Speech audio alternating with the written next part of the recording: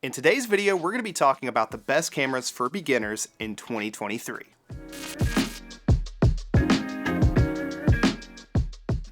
What's going on, guys? Chad here from How To Tech, the channel dedicated to helping you take your tech to the next level. And today we're going to be talking about the Sony ZV-E10, which is, in my opinion, is the best camera for beginners in 2023 if you want to go ahead and start creating video content today. Let's go ahead and get the pricing out of the way because this is going to be something I know a lot of people are going to ask, and I don't want to waste your time. But if you are possibly interested in upgrading your camera at some point in the future, I definitely recommend checking out this camera. The price for it used as of today that I saw on eBay was about $600, and new you can find it in different kind of kits on eBay, Amazon, and other places for around the $700 mark, which I know can be expensive, especially if you are a beginner. But let me go ahead and clear up something for you right away.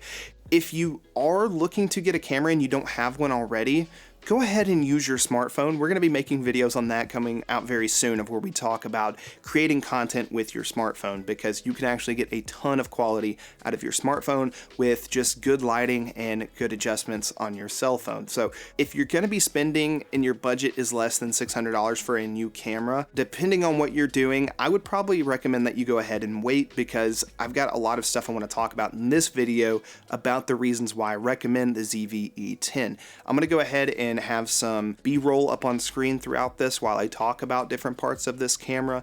And the reason why is I just wanted to make this a quick video and just kind of highlight some of the features that you might enjoy if you decided to check out this camera.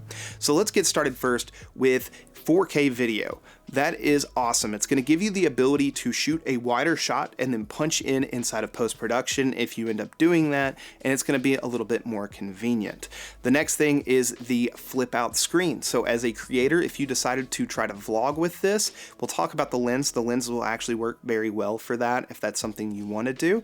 But yeah, you can go ahead and essentially just flip out that screen and see what's going on. I personally don't like the flip out screen too much, mainly because I tend to stare at myself instead of actually looking into the lens. But if it's something you need for making sure that you're in shot, it's a really good feature to have. Moving on to reason number 3 why I would recommend this camera is because of the amazing autofocus it has, and it has a few other features inside of that, one of those being product showcase. I can just push something up in front of the camera and it just snaps onto it and then snaps right back to me. That is something I was missing with my previous camera, the Panasonic Lumix G7, and even with my older Canon cameras that I had. Whenever it comes to autofocus, Sony really has it on lock, and they have it done really well. If you want good autofocus for your videos, you're probably going to be looking at Sony cameras anyway, and this is on the lower end of those cameras, and it just has a ton of features packed in for the price point of where it's at. My next reason is background defocus. This is a software trick Sony is using, so if you end up using the kit lens, you can actually get a good amount of background defocus, which is called bokeh, which is what a lot of people are always shooting for in their videos. A lot of people like to have that look because it looks more professional and keeps attention on the subject at hand. And while that's really neat, you can pay upwards of $300 to $600 or $800 for certain lenses to get this kind of feature, especially if you want the ability to zoom in your lens or zoom out your lens, which is an ability I have with this kit lens. You can see I can zoom it in and I can zoom it back out. And how neat is that I can have this on the kit lens, which the kit lens is the lens that comes with the camera by default if you buy the standard model, and I can still have a level of background defocus without having to spend $300 to $600 on a new lens. The next feature that I think is great for beginners is the auto settings. Just being able to set this video to the auto default settings and it being able to pull off something like you're seeing right now without me adjusting any of the settings on the camera is amazing, because a lot of people that are getting involved and starting to use a camera will notice right out of the gate, whenever you're trying to set up good video, there's a lot of things you have to keep in mind. Good lighting principles, good settings on your camera based on the lighting conditions you're in, frame rate that you're shooting at, aperture, ISO, all these things kind of go together, and being able to have an easy to use auto setting for people that might be taking their camera and moving around a lot, that, you know, one static good setting is not going to work because you might go from being inside to going outside with your camera, especially if you're vlogging, is really nice to see here. In my opinion, the auto settings out of this camera are great for beginners. And definitely I suggest, which is my next tip, there are tons of tutorials out there on YouTube showing people how to get the best out of their Sony cameras, and the ZV-E10 is not excluded from this. You can find tons of tutorials out there that's going to help you dial in the best settings if you want to go in there and do those settings manually and get the most out of your camera. You remember earlier when I was mentioning lenses? Lenses can get very expensive, and I've actually purchased a lot of lenses, but not for this camera. I've purchased probably about 4 or 5 Canon lenses that I sold with my last Rebel camera that I had, and I actually have about 3 lenses actually right here for this Panasonic Lumix G7.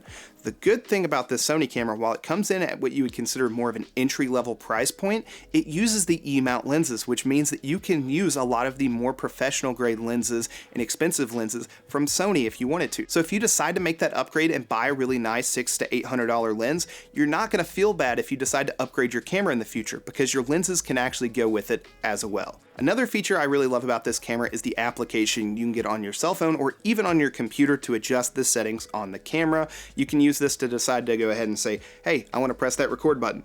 Boom, I can press it on my phone. Or I could decide to do it on the computer as well, or just dial in the correct settings if I want to do so.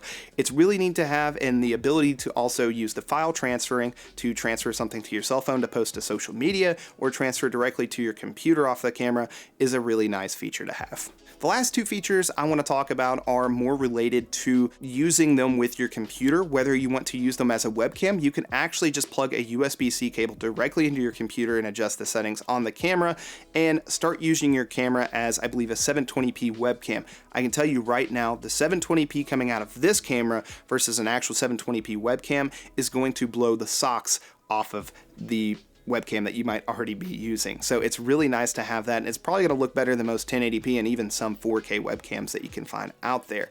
And the other thing I want to mention is if you want to have the best 4K quality out of this camera into your computer, you could buy something like an Elgato Cam Link, plug it into your computer, and then run an HDMI cable from the clean HDMI out. That's a big feature right there. It essentially means you're not going to have all the text and overlays and stuff that you normally see on your camera's preview on your computer. So essentially you just take that HDMI cable, plug it into your camera, plug it into the Cam Link, and now inside of your computer you can have a professional looking webcam that's going to be in 4K quality. It's going to look amazing, and you could use it for your Zoom meetings, team meetings, or even live streaming, which is going to look really, really good.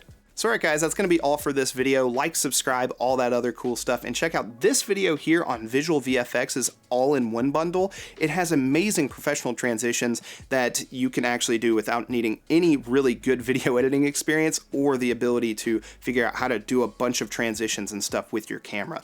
You can actually just do it all inside of that pack. Really cool. Go check it out.